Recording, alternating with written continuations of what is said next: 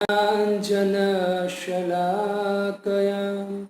चक्षुरुन्मिलितं येन तस्मै श्रीगुरुवे नमः।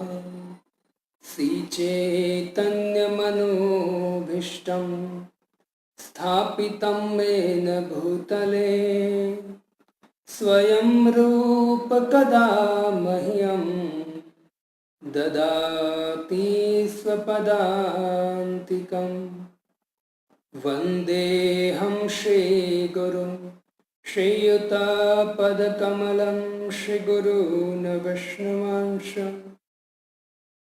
श्रीरूपं सागरजातं सहगण रघुनाथान्वितं तं सजीवं साद्वैतं सावधूतं परिजनसहितं श्रीकृष्णचैतन्यदेवं श्रीराधाकृष्णपादान् सहगण ललिता शिवशाखान्वितांश। नमो ॐ विष्णुपादाय कृष्णपृष्ठाय भूतले श्रीमते भक्तिवेदान्त स्वामिन्निति नामिने। नमस्ते सरस्वती देवे गौरवाणी प्रचारिणे निर्विशेष शून्यवादी पाश्चात्यदेशतारिणे। जयतामसुरतो पंगो मम मन्दमतेर्गतिः मत्सर्वस्वपदाम्भोजो श्रीराधामदनमोहनो।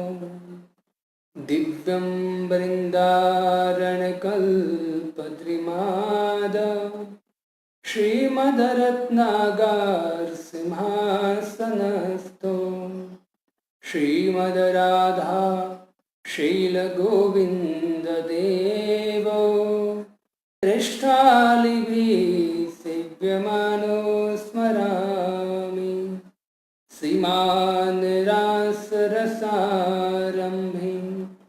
वंशे वटतटस्थिता कर्षणवेणुस्वनेरगोपी गोपीनाथ श्रेष्ठु नः। वाञ्छात्कल्पतरुभ्यश्च कृपा सिन्धुभ्य एव च पतितानां पावनेभ्यो वैष्णवेभ्यो नमो नमः। तप्तकाञ्चन गौराङ्गी राधे वृन्दावनेश्वरी वृषभानुसुते देवी प्रणमामि हरिप्रिये। जय श्री कृष्ण चैतन्य प्रभु नित्यानंद श्री अद्वैत गदाधर शिवासादि गौर भक्त वृंद। हरे कृष्णा कृष्णा कृष्णा हरे हरे हरे राम राम राम हरे हरे।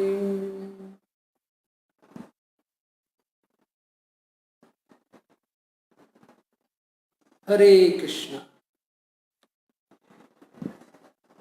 तो सभी भक्तों का पुनः श्रीमद् भगवद गीता क्लास में हार्दिक स्वागत है। हमारे जीवन की और हमको मिली हुई इंद्रियों की सार्थकता तभी है जब हम समस्त इंद्रियों से भगवान की सेवा करें।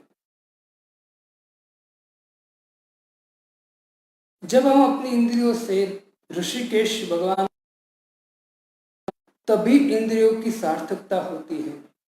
जो व्यक्ति अपनी इंद्रियों को भगवान की सेवा में नहीं लगाता है और खुद भोग करना चाहता है, इंद्र तृप्ति करना चाहता है, तो उनको असुर कहा गया है।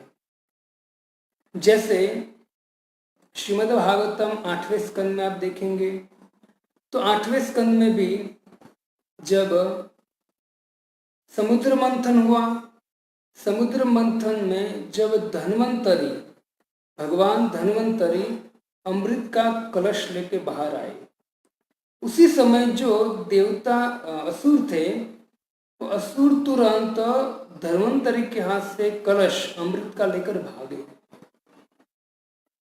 और भागकर सभी असुर आपस में लड़ रहे हैं, झगड़ा कर रहे हैं कि पहले मैं पीऊंगा, पहले मैं पीऊंगा। एक अपने पिता को कहता कि पिता अब तू अमृत पी के क्या करेगा, अब मरने को आया तू, मैं अभी युवान हूं, तेरा बेटा हूं, तो मुझे पीने दे।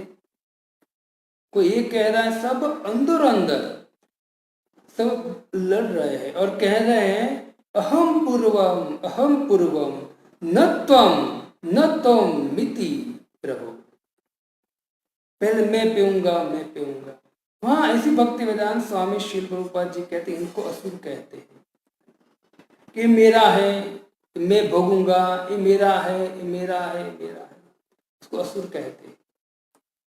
तो प्रभुपाद जी कहते हैं हमको असुर नहीं बनना है, क्योंकि जो व्यक्ति अपनी इंद्रिय को खुद की सेवा में लगाता है और इंद्र तृप्ति करने का प्रयत्न करता है, वो व्यक्ति कभी मन से शांति प्राप्त नहीं कर सकता है और कभी सुखी नहीं हो सकता है। अब देखिए असुरों को भी आगे जाकर, है ना, देखिए क्या मौत मिली। इससे भगवान कहते हैं कि आपकी इंद्रियों की सार्थकता जो है वो मेरी सेवा में है। गोपियां भी यही कहती हैं, सुदामा वो भी यही कहते हैं, सुखदेव गोस्वामी बारंबार कहते हैं, 21वें 10.21 में भी गोपियां कहती हैं, अक्षणवताम फलम तम दर्शनम विदाय। ये आंखों की, इंद्रियों की सार्थकता उसी में है जब है प्रभु ये इंद्रिय आपकी सेवा में लगे। मेरा कहने का तात्पर्य ये है कि आप लोग अपने कान से, अपनी आंखों से, अभी श्रीमद् भगवत गीता कान से श्रवण कर रहे हो और आंख भी खुली है आपकी, वो भी देख रहे हो आप, तो सार्थक है इंद्रिया हमारी जो भगवान की सेवा में लगती है। तो आइए श्रीमद् भगवत गीता 8वां अध्याय, जिसका शीर्षक है भगवत प्राप्ति, श्लोक क्रमांक अध्याय 8 श्लोक क्रमांक 17 और 18, 2 श्लोक का हम व्याख्या करने का प्रयत्न करेंगे। 18 श्लोक में प्रभुपाद जी तात्पर्य नहीं दिया है, तो उसमें खाली एक संदेश दिया है, उस संदेश में आपको खाली दूंगा, और 17वें अध्याय का भी थोड़ा सा व्याख्या करेंगे। आइए हम श्लोक का उच्चारण करें। 17वां श्लोक, सहस्त्रयुग पर्यंतम अहयत ब्रह्मणो विदु रात्रियुग सहस्त्रांता तेहो रात्र विदो जना। सहस्त्रयुग पर्यंतम अहयत ब्रह्मणो विदु रात्रियुग सहस्त्रांता तेहो रात्र विदो जना। अनुवाद, मानवीय गणना के अनुसार 1000 युग मिलकर ब्रह्मा का एक दिन बनता है और इतनी ही बड़ी ब्रह्मा की रात भी होती है। अव्यक्ताद व्यक्तय सर्वा प्रभवन्त्यहरागमे रात्र्यागमे प्रलीयन्ते तत्रे वाव्यक्त संज्ञते। ब्रह्मा के दिन के शुभारंभ में सारे जीव अव्यक्त अवस्था में व्यक्त होते हैं और फिर जब रात्रि आती है तो वे पुनः अव्यक्त में विलीन हो जाते हैं। तो श्लोक बहुत सुंदर है, ब्रह्मा जी के विषय में हम श्रवण करेंगे थोड़ा सा। तात्विक है, थोड़ा अपना मन को ऊपर उठाकर श्रवण करना।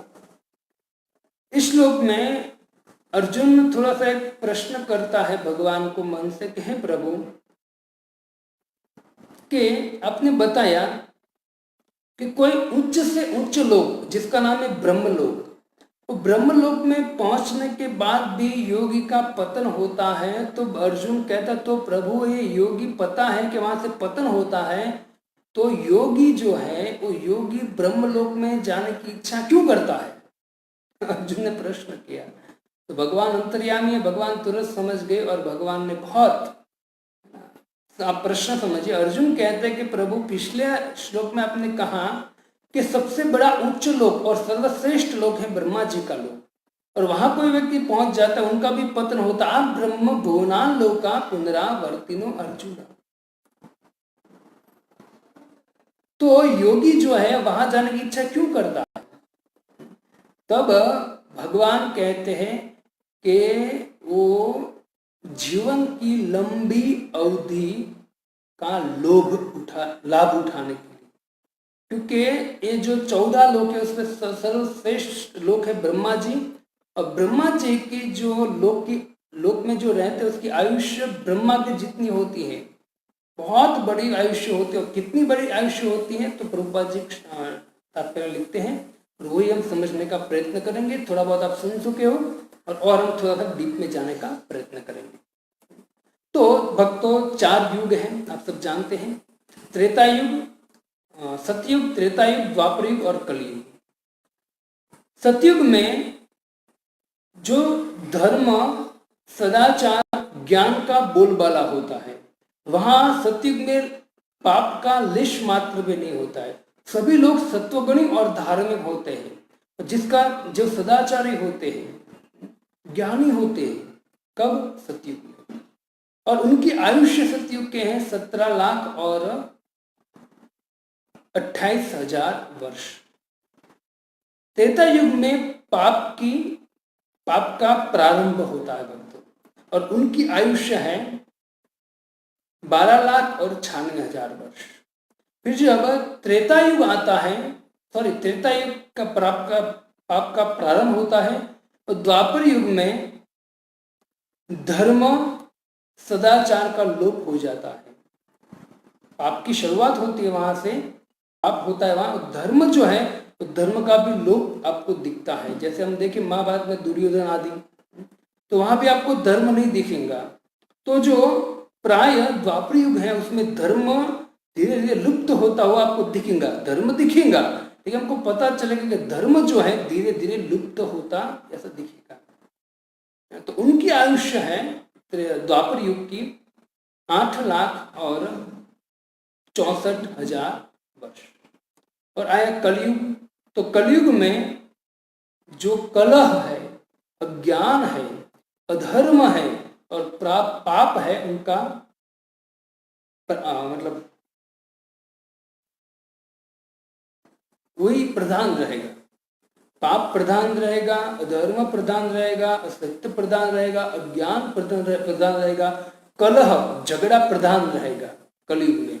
और कलयुग में जो सदाचार है वो प्राय नहीं होगा, सदाचार नहीं होगा। और कलयुग की आयुष्य है 4 लाख और 32,000 साल।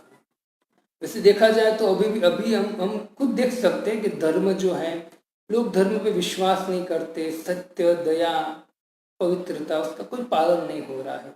तो सदाचार की बात ही जाने दो, है ना। अगर मान लिया कोई सदाचार पालन करने का प्रयत्न करता है, लेकिन कलयुग का इतना प्रभाव पड़ता है कि कोई ना कोई जगह पर कलयुग उसको मात देता ही है ना। तो यहाँ 4 युग है, और कहते हैं कि कलयुग में भगवान कल्कि अवतार लेंगे और समस्त दुष्टों का वध करेंगे, और वध करके भगवान सत्य का प्रारंभ करेंगे। अभी अनेक मूर्ख कहते हैं कि भाई कलयुग अवतार हो गया है, ये बाबा है, कलयुग अवतार है, ये है, वो है। अनेक बार सुनने मिलता है, लेकिन शास्त्र प्रमाणम, कोई व्यक्ति कहे ऐसा नहीं मानना चाहिए। शास्त्र क्या कहता है? शास्त्र कहता है 24 अवतारों में लास्ट अवतार है कल्कि। और कल की जब कलयुग का एंड होगा, कलयुग का मिनिमम 4 या 5 हजार साल आसपास बाकी रहेगा, तब कलयुग का कल की अवतार होगा। और कल की अवतार सभी म्लेच्छ हो गए तब, और सब म्लेच्छों का खात्मा करेंगे भगवान। और उसी समय धर्म की स्थापना कर कर सतयुग का प्रारंभ होगा। तो कल की अवतार होगा कब? तो कहते हैं कि कलयुग के एंड में। ऐसे 4 युग मिलाकर भक्तों 43,20,000 वर्ष हो गए, 43,20,000 वर्ष, जो आप सुन सके हो। और एक बार सुनिए, मैं थोड़ा और डीप में ले जाना चाहता हूँ। इनटू जब 1000, ब्रह्मा जी की गणना मैं आपको कर रहा हूं, जब सतयुग, त्रेता युग, द्वापर युग और कलयुग, वो चारों युगों को मिलाकर 43,20,000 वर्ष, मतलब 43,20,000 वर्ष इनटू 1000, और वो जो चतुर्युग है उसको 1000 बार गुना कर दोगे तब जाके ब्रह्मा जी का एक दिन होता है। और ऐसे ही ब्रह्मा जी की रात भी होती, जैसे श्लोक में कहा है कि मानवीय गणानुसार 1000 युग मिलकर ब्रह्मा जी का एक दिन होता है, और ऐसे ब्रह्मा जी की रात होती है। तो ब्रह्मा जी के ये जो एक दिन है वो चतुर्युगी मिलाकर 43,20,000 साल होते हैं, इनटू 1000। तो कहते हैं कि ब्रह्मा जी का ऐसा ब्रह्मा जी 100 साल जीते। हमारी चतुर्युगी ऐसी 1000 चतुर्युगी होती है ना, तब जाके ब्रह्मा जी का एक दिन होता है। तब गणना कीजिए, कहते हैं 4 अरब और 20 करोड़ वर्ष, 4 अरब और 20 करोड़ वर्ष, यहाँ का वर्ष खत्म हो जाता है, 4 अरब और 20 करोड़ वर्ष, तब जाके ब्रह्मा जी का एक दिन होता है। इतना ब्रह्मा जी जीते हैं। यहाँ अर्जुन ने कहा कि वहां योगी क्यों जाना चाहते, पतन होता है तो भगवान कहते हैं लोभ। किसका लोभ? तो कहते हैं ब्रह्मा जी की जितनी आयुष्य है इतनी आयुष्य जीने की। भक्तों, जो स्वर्ग में पृथ्वीलोक से बेटर भोग ऊपर के लोक में है, वो सभी से बेटर भोग आपको मिलेगा ब्रह्मलोक में, और बेटर आयुष्य ब्रह्मलोक में मिलेगा। तो भगवान वही कहते हैं कि अधिक आयुष्य, अधिक लंबी अवधि की आयुष्य के लोभ में वो योगी है ब्रह्मा जी का लोक में जाने का प्रयत्न करता है। तो यहाँ प्रभुपाद जी कहते हैं कि जब ब्रह्मा जी का एक दिन में 4 अरब और 20 करोड़ वर्ष समाप्त हो जाते हैं, तो ब्रह्मा जी का एक दिन होता है। ऐसी ब्रह्मा जी की रात होती है, और ऐसे ब्रह्मा जी 100 साल जीते हैं। भक्तों, 100 साल सबके लिए है। यहां भी कलयुग में कितने साल जीते हम? अवधि दिए है 100 साल। स्वर्ग में भी 100 साल की आयुष्य है, लेकिन उनकी गणना अलग है। हमारा 6 महीना और स्वर्ग का एक दिन, हमारा 1 साल, 1 साल और स्वर्ग का एक दिन। तो इस गणना में जो देवता है ब्रह्मा जी के लोक में जो है, उसकी गणना के अनुसार दोनों मिलाकर हम देखेंगे तो ब्रह्मा जी भी 100 साल जीते हैं, और ये जो स्वर्ग के देवता है वो भी 100 साल जीते हैं, और पितृलोक में है वहां भी कहा कि 100 साल की आयुष्य है, और ये कलयुग में मनुष्य की भी 100 साल आयुष्य है। तो भक्तों, ये जो 100 साल ब्रह्मा जी जीते हैं, प्रभुपाद जी हमारे कहते हैं, विश्वनाथ चक्रवर्ती ठाकुर टीका में कहते हैं कि जब ब्रह्मा जी की 100 साल समाप्त हो जाता है तो कहते कि 31 नील 10 अरब और 10 खरब और 40 अरब वर्ष पृथ्वी के बीतते। कितने? 31 नील 10 खरब और 40 अरब साल, तब जाके ब्रह्मा जी का 100 साल होता है। ये इतने, इसलिए अर्जुन ने जैसे प्रश्न किया कि प्रभु आप मुझे बताएं कि जो योगी है बड़े बड़े, तो योगी को पता है, भगवान कहते कि योगी का वहां से पतन होता है। आप ब्रह्म भुवनान लोका पुनरावर्तिनो अर्जुन, तो योगी वहां क्यों जाना चाहते हैं? तो भगवान तुरंत एक शब्द में कहते लोभ। किस बात का लोभ? तो कहते हैं कि ब्रह्मा जी जो है वो ब्रह्मा जी 100 साल जो उनकी आयुष्य है, 100 साल की आयुष्य तो देवताओं को भी दुर्लभ है, ऐसी आयुष्य है, तो आयुष्य को भोगने के लिए, अधिक जीने के लिए वो ब्रह्मलोक में जाता है। मैंने आपको कल परसों 2 बात बताया था, एक तो मुक्ति और एक सद्यो मुक्ति। एक सद्यो मुक्ति होती है और एक कर्म मुक्ति, 2 प्रकार की मुक्ति होती है, उसके बारे में आपको चर्चा किया। तो ये जो है वो कर्म मुक्ति है। ब्रह्मा जी के लोक में जा रहे, तो वहां जाकर अगर योगी भजन करेगा तो जाएगा भगवान के धाम में ब्रह्मा जी के साथ, तो कर्म मुक्ति है ये। तो ये यहाँ ब्रह्मा जी का 100 साल है। तो कहते हैं कि ब्रह्मा जी जब 100 साल जीते हैं ना, तो हमको लगता है, मनुष्य को लगता है कि अरे बाप रे, ब्रह्मा जी का इतना बड़ा आयुष्य है और उनकी गणना में जो मनुष्य है तो एकदम तुच्छ है ना। हम अब 5, 50, 60 साल जीने वाले हैं, लेकिन कितना अहंकार है ना, कितना अहंकार है।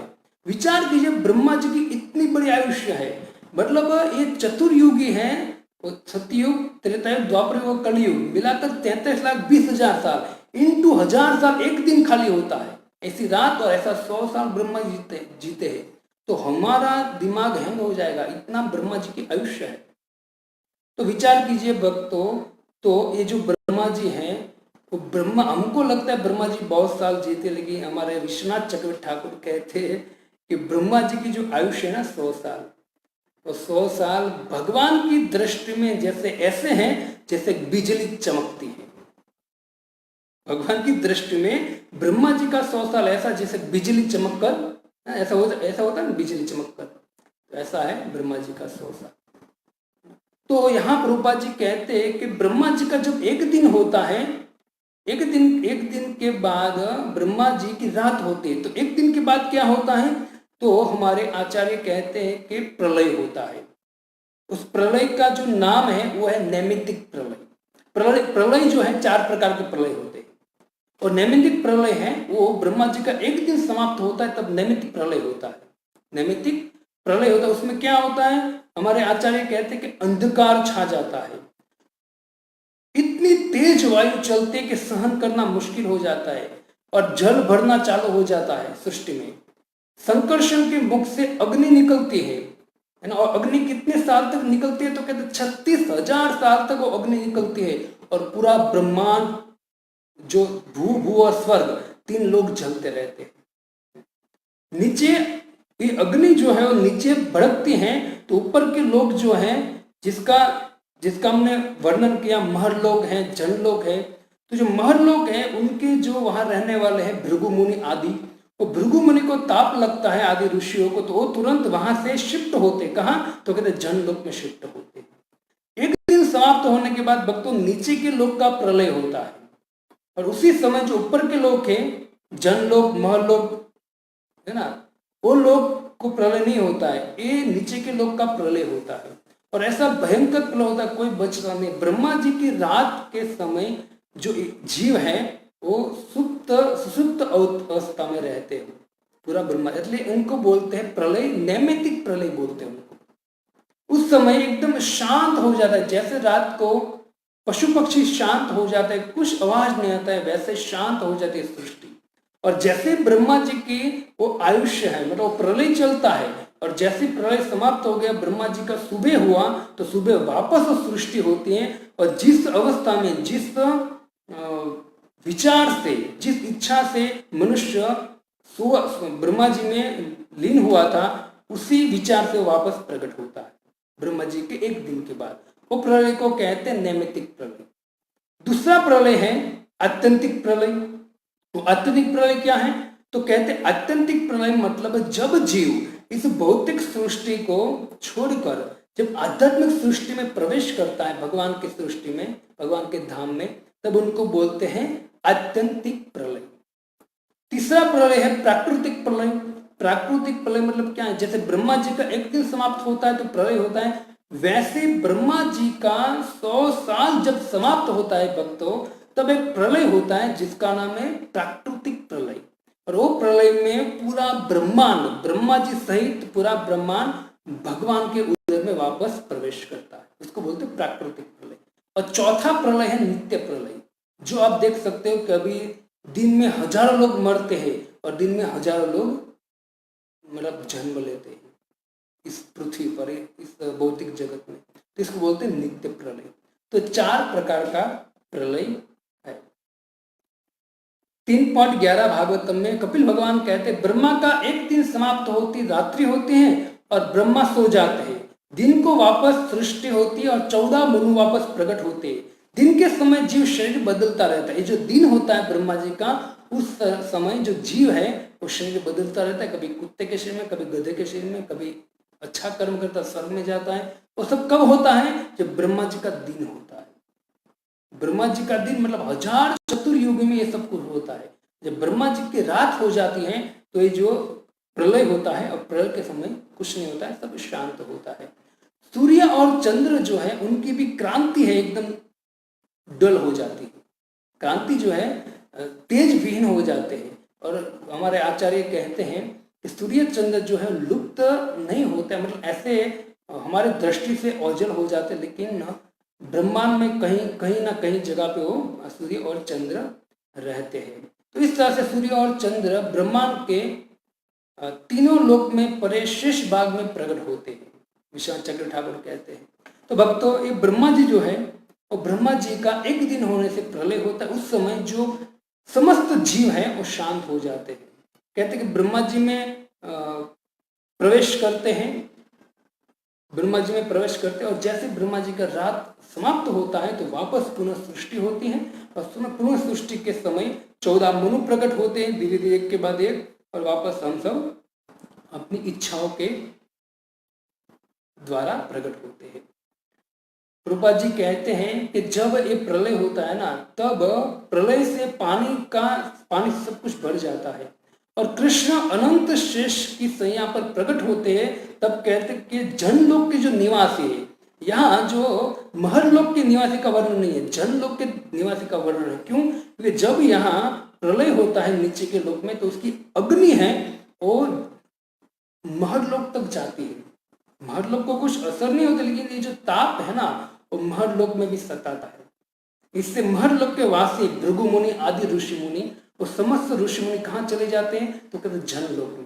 और हमारे आचार्य कहते हैं जब कृष्ण, मतलब भागवतम में वर्णन है 3 स्कंद के 11वें स्कंद अध्याय में, कि जब भगवान अनंत शेष के ऊपर प्रकट होते हैं ना, तो जनलोक के निवासी सभी भगवान की प्रार्थना करते हैं। भक्तों, ये जो प्रलय चलता है ना, कहते हैं 36,000 साल तक बारिश होती है, भयंकर बारिश होती है, और 36,000 साल तक आग, जो अनंत के मुख से आग निकलती है, ये प्रलय है।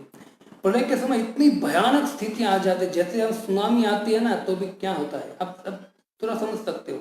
सुनामी आती है यहाँ, तो सुनामी के समय व्यक्ति को पता नहीं चलता है कहाँ मैं भागूं। ऐसे ही भक्तों, जब ये प्रलय होता है ना, प्रलय में तो इतनी भयंकर स्थिति होती है कि मनुष्य देखकर उसे कभी ऐसा दृष्टि नहीं देगा, इतनी भयंकर प्रलय होता है। और प्रलय बारंबार होता है, एक बार नहीं बारंबार दिख चुके हैं। इसे हमारे ऐसी भक्ति वेदांत स्वामी श्री रूपा जी कहते हैं कि भगवान की कृपा से हम भूल जाते हैं। अगर हमको भगवान ये पहले के जन्म की स्मृति दे देना, तो हम अभी अभी आत्महत्या कर लेंगे। ऐसा भयंकर समय गया है, और ऐसे करोड़ों साल से जीव भटक रहा है। इसे प्रभुपाद जी कहते हैं, कृपा करके आप लोग इस कलयुग में भगवान का नाम का उच्चारण कीजिए, भगवान की कथा सुनिए, भगवान के भक्तों का संग कीजिए, और इसी जीवन में भगवान के धाम में प्रवेश कीजिए, जिससे जो प्रलय है, जन्म मृत्यु है, उस चक्कर में आप छूट जाओ और नित्य भगवान की सेवा करने के लिए नित्य धाम में प्रवेश करो। इस तरह से कहते, देखो ब्रह्मा जी की 100 साल है ना, उसको द्विपरार्थ बोलते हैं, एक परार्थ और द्विपरार्थ। ब्रह्मा जी का 1 से 50 साल उसको बोलते प्रथमार्ध, मतलब प्रथम परार्थ, 1 से 50 साल। और दूसरे 50 साल के बाद समय 51 का साल चालू होता है, तो उसको बोलते द्विपरार्थ। अभी जो चल रहा है ना, वो द्विपरार्थ चल रहा है। ब्रह्मा जी का 50 साल समाप्त हो चुका है। जैसे हम जगन्नाथपुरी हैं, तो जगन्नाथ जी जो है ब्रह्मा जी के 50 साल तक नील माधव के रूप में रहते हो, और 51 का साल जैसे ही चालू होता है ब्रह्मा जी का, तो भगवान जगन्नाथ जी के रूप में प्रकट होते हैं, जैसे अभी हम जगन्नाथपुरी में दर्शन करते हैं और जगन्नाथ जी की कथा भी हम सुंदर सुनते हैं। तो द्विपरार्ध में अभी ब्रह्मा जी का प्रथम परार्ध और द्विपरार्ध, तो अभी द्विपरार्ध चालू हुआ है। ब्रह्मा जी का 51वां साल चालू है और 51 की साल में 28वीं चतुर्युगी, कितनी 28, एक मनु के भाग में कितनी 71 चतुर्युगी आती हैं। ये 28वीं चतुर्युगी के द्वापर में कृष्ण स्वयं आए हैं और ये कलयुग चल रहा है। 28वीं द्वापर युगी चल रही है, 28वीं चतुर्युगी चल रही है। तो ब्रह्मा जी का 51वां साल अभी चल रहा है। ये जो भौतिक जगत है, भौतिक जगत है 4 अरब माइल फैला हुआ है। 4 अरब माइल ये भौतिक जगत है, फैला हुआ है। मतलब एक ब्रह्मांड की बात है, ये ब्रह्मांड 4 अरब माइल फैला हुआ है। इससे भी अनंत कोटि ब्रह्मांड है, तो दूसरे ब्रह्मांड उससे 8 लाख अरब फैला हुआ है। जैसे आपने भागवतम में सुना होगा, चरितामृत में वर्णन है कि ब्रह्मा जी के इस ब्रह्मांड में ब्रह्मा जी 4 मुख वाले हैं, दूसरे ब्रह्मांड में ब्रह्मा जी 8 मुख वाले हैं, तीसरे ब्रह्मांड में ब्रह्मा जी 12 मुख वाले हैं। आप कहोगे प्रभु जी अब नींद आ रही है, ये सब बंद करो, है ना। लेकिन भक्तों श्रद्धा रखिए, आप खुद पढ़िए, गलत नहीं है, ये बहुत सुंदर विज्ञान है शास्त्रों का, है ना। तो ये श्लोक आया तो श्लोक के आधार पर मुझे आपको बोलना ही पड़ेगा। मतलब ज्ञान तो जो प्रभुपाद जी ने दिया है, आचार्य ने दिया, वो प्रस्तुत करना पड़ेगा जो एज इट इज सही है। तो एक भौतिक जगत है 4 अरब मील में फैला हुआ है। सभी देखो, मैं आपको पहले बोला कि सभी लोक में एक ही प्रकार की उम्र है 100 साल। 100 साल की उम्र, ब्रह्मा जी की भी 100 साल की उम्र है। एक सुंदर बात कहते हैं हमारे आचार्य के, जब ब्रह्मलोक में 20 मिनट, वो खाली गिनती करते हैं हमारे लिए कि जब ब्रह्मा जी के लोक में 20 मिनट समाप्त होता है, 20 मिनट चला जाता है, तब ये पृथ्वी लोक में 12 करोड़ साल समाप्त हो जाता है, बीत जाता है। ब्रह्मा जी की 20 मिनट और ये पृथ्वी लोक में, इस पृथ्वी लोक में 12 करोड़ वर्ष समाप्त होते हैं। विचार कीजिए, इतनी ब्रह्मा जी की आयुष्य है, 20 मिनट और कहा 12 करोड़ वर्ष। कहते हैं कि 1 लाख वर्ष, यहाँ पृथ्वी का 1 लाख वर्ष जब बीत जाता है ना, तो ब्रह्मा जी की 1 सेकंड होती है। ब्रह्मा जी की 1 सेकंड होती है। उसका मैं एग्जाम्पल आपको देगा, आपको समझ में आ जाएगा। जैसे श्रीमद् भागवत के 9वें स्कंद में आप देखेंगे, 9वें स्कंद में विवस्वत मनु के पुत्र हुए शर्याति के पुत्र हुए आनर्त, और आनर्त के पुत्र हुए रेवत, और रेवत के पुत्र हुए कुकुदमी, और कुकुदमी की एक पुत्र थी जिसका नाम था रेवती, जो बलराम जी के साथ उसका ब्याह हुआ, आप सब जानते हैं, परिचित हैं। तो जब कुकुदमी राजा है, उसने देखा कि मेरी बेटी इतनी सुंदर है, मतलब इतनी गुणवान है, तो उनके लिए कौन वर है, तो उसने सोचा कि मैं ब्रह्मा को पूछूंगा। तो पुत्री को लेकर वो कहाँ गए, ब्रह्मलोक गए, है ना। और देखो अभी हमको यहाँ से अगर गुजरात जाना है या राजस्थान जाना, तो कितनी जगह पे टैक्स देना पड़ता है ना। लेकिन ये जो राजा सब थे, वो राजा सब योगी थे।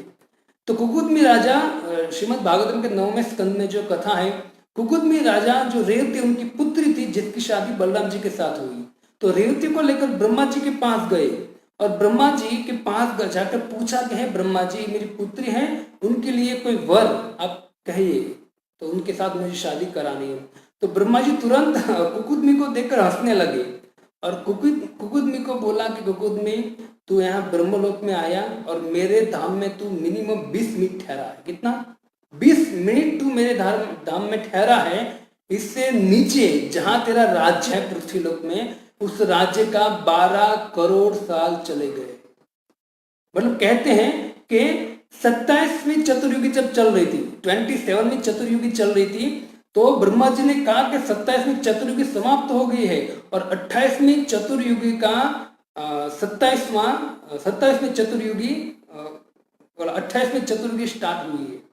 और 28वीं चतुर्युगी के जो द्वापर है, उस द्वापर में भगवान कृष्ण और बलराम जी, तो बलराम जी के साथ आपकी पुत्री को आप ब्याह करा दीजिए, है ना। मतलब 27 चतुर्युगी बीत गई थी।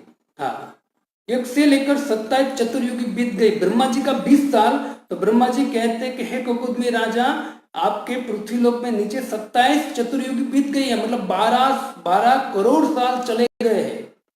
और अभी 28वीं चतुर्युगी स्टार्ट हुई है, उसके द्वापर में कृष्ण आएंगे, उसके साथ उनका भाई बलराम आएगा। तो आप अपनी पुत्री की शादी जो है वो बलराम जी के साथ करा दीजिए। ये कौन कहते हैं? ब्रह्मा जी ने। तो मैं आपको जो बोला ना 20 मिनट, 20 मिनट एक कुकुदमी राजा है। कोई व्यक्ति अगर जो अभक्त है, जो व्यक्ति भक्ति नहीं करता, जिसमें श्रद्धा नहीं है, उन लोगों को एक बात बताएंगे ना तो लोग मानेंगे ही नहीं, है ना। देखिए श्रद्धा का विषय मैंने आपको पहले बोला, तो जो भक्ति है ना भक्तों, वो श्रद्धा के द्वारा अप होती है ना। जो श्रद्धा, जैसी श्रद्धा है ना, जैसी श्रद्धा ऐसी भक्ति आपकी बढ़ेगी। जो व्यक्ति की श्रद्धा एकदम निम्न है वो व्यक्ति कनिष्ठ भक्त रहेगा, जो व्यक्ति की श्रद्धा ऊपर बढ़ी हुई है वो मध्यम भक्त, और जो व्यक्ति एकदम ऊपर श्रद्धा है उनकी एकदम टॉप लेवल पे, वो व्यक्ति टॉप मोस्ट पर भक्त सुंदर बनेगा। तो जैसे श्रद्धा वैसा हमारी भक्ति है। तो श्रद्धावान व्यक्ति के लिए ज्ञान है, जो व्यक्ति श्रद्धावान नहीं है वो व्यक्ति इसको समझ नहीं पाएगा। भक्तों आपको एक कथा के द्वारा मैंने आपको समझा, 9वें स्कंद में आप खुद पढ़ सकते हो कि कुकुदमी राजा जब गए ब्रह्मलोक में तो ब्रह्मा जी ने उनको सीधा बोला, तो 20 मिनट रुके थे वहां। और आप दूसरा एग्जाम्पल आप देखिए, हमारे इंद्रधुम महाराज, जगन्नाथ कथा में आता है इंद्रधुम महाराज, तो इंद्रधुम महाराज भी ब्रह्मा के पास गए थे। ब्रह्मा जी को बोला कि मैंने मंदिर बनाया जगन्नाथ जी के लिए, आप आइए और उसकी आरती उतारिए। ब्रह्मा जी उनके सामने भी हंसने लगे थे कि तू यहाँ आया तो है, लेकिन नीचे अनेक चतुर्युगी बीत गई है। और तो बहुत सुंदर कथा होगी, आप जगन्नाथपुरी की बुक्स लेंगे तो उसमें भी बहुत सुंदर कथा है। तो भक्तों जो ये ब्रह्मा जी हैं, ब्रह्मा जी की आयुष्य बहुत बहुत बहुत लंबी है। प्रभुपाद जी कहते हैं कि जैसे ही कुकुदमी राजा नीचे आए और नीचे आकर द्वापर युग आया, तो द्वापर युग में कृष्ण और बलराम कहते कि यमुना में स्नान कर रहे थे। और जैसे यमुना में स्नान कर रहे थे तो तुरंत स्नान करके बाहर आए, कुकुदमी राजा वहां आए और कुकुदमी राजा ने तुरंत बलराम जी को कहा कि मैं मेरी पुत्र की शादी आपसे कराना चाहता हूँ। क्यों? क्योंकि ब्रह्मा जी ने कहा। तो कृष्ण ने, अभी बलराम कुछ बोले उससे पहले कृष्ण ने बोला कि डन, पक्का है ना, रिश्ता पक्का है ना। कृष्ण ने बोला कि अब ये कर लेगा शादी तो मेरी बारी आएगी, है ना। तो बलराम जी कहते हैं कि बलराम जी और रेवती की शादी हुई और दोनों की शादी हुई। रेवती सतयुग की कन्या थी, तो रेवती की हाइट 21 फीट थी और बलराम जी द्वापर युग में प्रकट हुए थे, जैसे उनकी हाइट मिनिमम 12 आसपास 12-13 फुट की थी। तो जो ये 12 फुट और 21 फुट का कुछ लेवल तो होना चाहिए ना। तो तुरंत बलराम जी ने अपने हल को रेवती माता के सिर पर रखकर ऐसे दबाया तो रेवती माता वापस कंधे पर आ गई बलराम जी के। बलराम जी ने कहा अब ठीक है। इस तरह से बलराम जी के साथ रेवती जी का पानी ग्रहण हुआ था। लेकिन एक कथा मैंने इससे कहा क्योंकि ब्रह्मा जी जो है, ब्रह्मा जी के लोग का 20 मिनट और यहाँ के लोग का 12 करोड़ वर्ष, तो इतनी आयुष्य का डिफरेंट है। इसे भगवान भगवद गीता के श्लोक में कहते हैं कि सहस्त्र युग पर्यंतम अहम यद ब्रह्मणो विदु रात्रि युग सहस्त्रांताम तेहो रात्रि विदो जना। कि जब ब्रह्मा जी हैं तो ब्रह्मा जी का एक दिन समाप्त हो जाता है, एक दिन गणना, और फिर एक दिन के बाद प्रलय होता है, फिर इतना ही ब्रह्मा जी की रात भी होती है और उसके बाद वापस जैसे सुबह होती है वापस सृष्टि का प्रारंभ होता है। तो इस तरह से ब्रह्मा जी की आयुष्य है। एक पुराण में कथा आती है कि एक ऋषि थे जिसका नाम था लोमस ऋषि। और लोमस ऋषि अब बैठे थे और भजन कर रहे थे भगवान के। वहां से इंद्र निकला। उनका नाम लोमस इसलिए था क्योंकि उनके शरीर में अनेक रुए थे, बहुत सारे रोंगटे थे, रुए, समझ सकते आप। तो इंद्र वहां से निकला। इंद्र ने पूछा कि हे मुनिवर, आप यहाँ भजन कर रहे हो भगवान का, तो एक काम करो ना, आप छोटी सी झोपड़ी क्यों नहीं बना लेते? झोपड़ी बनाकर अंदर बैठकर, अगर बारिश आती है, धूप आती है, इससे बेटर आप थोड़ा सा झोपड़ी बना लो। तो तुरंत लोमस ऋषि कहते कि भाई जीना थोड़ा है, मतलब जीवन थोड़ा है, पर क्या झोपड़ी घर मकान बनाना। तो इंद्र ने पूछा कि कितना जीवन है आपका? तो बोले कि मेरे शरीर में जितने रोए हैं ना, उसमें से एक ब्रह्मा जी की जब आयुष्य समाप्त हो जाती है, ब्रह्मा जी का 100 साल समाप्त होता है ना, तब मेरे शरीर से एक रुआ जो है रोंगटा वो नीचे गिरता है। ब्रह्मा जी का 100 साल समाप्त हो जाता है, तब एक रोम नीचे गिरता है। वैसे मेरे समस्त शरीर के रोंगटे जब नीचे गिर जाएंगे तब जाके मेरी मृत्यु है। इंद्र तो वहीं घायल हो गया है ना, वहीं मूर्छित हो गया। विचार कीजिए कितनी आयुष्य है, और हम यहाँ 50-60 का आयुष्य है और कितना अहंकार करते हैं। तो ब्रह्मा जी की इतना आयुष्य है, कोई बहुत बड़ी बात नहीं है, क्योंकि ब्रह्मा जी का 100 साल और भगवान का एक श्वास। इसे भक्तों यहाँ ये जो श्लोक है वो यही कहता है कि ब्रह्मा जी के एक दिन मनुष्य का एक दिन में 4 अरब और 32 करोड़ वर्ष चले जाते हैं, तब जाके ब्रह्मा जी का एक दिन होता है। वैसे ब्रह्मा जी की रात होती है, वैसा ब्रह्मा जी 100 साल जीते हैं। तो उसके प्रलय भी होते हैं, एक दिन का प्रलय होता है जिसका नैमित्तिक प्रलय, फिर एक आत्यंतिक प्रलय जो व्यक्ति मुक्त होकर भगवान के धाम में प्रवेश करता है। तीसरा जो प्रलय है वो प्राकृतिक प्रलय, जब ब्रह्मा जी के 100 साल समाप्त हो जाता है तो पूरा ब्रह्मांड के साथ वो सब ब्रह्मा जी और सारे ब्रह्मांड के साथ भगवान के नाभि कमल में वापस प्रवेश करते हैं। चौथा जो प्रलय है उसको बोलते हैं नित्य प्रलय, जो अभी एक दिन में हजारों लोग मरते हैं, हजारों लोग जन्म लेते हैं, उसको बोलते हैं नित्य प्रलय। तो 4 प्रकार के प्रलय का व्याख्या हमारे शास्त्रों में किया गया है। तो जो योगी जो है वो भगवान कहते हैं अर्जुन को कि योगी जो है वो ब्रह्मलोक में इसलिए जाते हैं क्योंकि उनको लंबी आयुष्य जीना है। इसे उसको बोलते क्रम मुक्ति। वो वहां जाएगा और वहां जाके वही कार्य करेगा, भगवान का भजन करेगा। तो वहां ब्रह्मा जी जब ब्रह्मा जी के आयुष्य समाप्त हो जाएंगी तब ब्रह्मा जी के साथ वो भगवान के धाम में जैसा उनका भाव रहेगा उस भाव के अनुसार वो ब्रह्मा जी में भगवान के धाम में प्रवेश करेगा। तो भक्तों जितना स्मरण आया और जितना ही जो लिखा है, मतलब आचार्य ने जो टीका की है उस टीका के अनुसार मैंने आपको समझाया कि ब्रह्मा जी की आयुष्य 100 साल होती है, और एक हमारे चतुर्युगी, एक चतुर्युगी ऐसी 1000 चतुर्युगी होती है। ब्रह्मा जी का एक दिन होता है, और एक ही दिन में ब्रह्मा जी के 14 मनु होते हैं, और 14 मनु में से जो 7वां मन्वंतर 7वां मनु है जिसको बोलते हैं विवस्वत मनु। तो विवस्वत मनु का ये मन्वंतर 7वां है, और उस 7वें मन्वंतर की ये 28वीं चतुर्युगी चल रही है, और हर मन्वंतर में 28वीं चतुर्युगी में भगवान श्री कृष्ण स्वयं आते हैं, और उसी कलयुग में चैतन्य महाप्रभु आते हैं। हम बहुत बड़े भाग्यशाली हैं कि यही चतुर्युगी 28वीं चतुर्युगी है, और 28वीं चतुर्युगी के द्वापर चला गया स्वयं कृष्ण 5000 साल पहले आए थे, और कृष्ण चैतन्य महाप्रभु 500 साल पहले आए थे। बहुत भाग्यशाली है भक्तों। इससे अभी हमारा समय गया नहीं है, उससे पहले हम क्या करें, भगवान ने इतनी कृपा की है तो भगवान की बात मानकर, भगवान का संदेश को ग्रहण कर हमको भगवान का भजन करना चाहिए, जिस तरह से भगवान ने हमको विधि विधान सिखाया है। भगवान का नाम हरे कृष्ण कृष्ण कृष्ण हरे हरे, हरे राम राम राम हरे, महामंत्र जपना चाहिए, श्रीमद् भगवद गीता का ज्ञान प्राप्त करना चाहिए, भगवान के संदेश को प्राप्त कर जिस तरह से भगवान ने हमको सिखाया है उसी तरह हमको जीवन जीना चाहिए।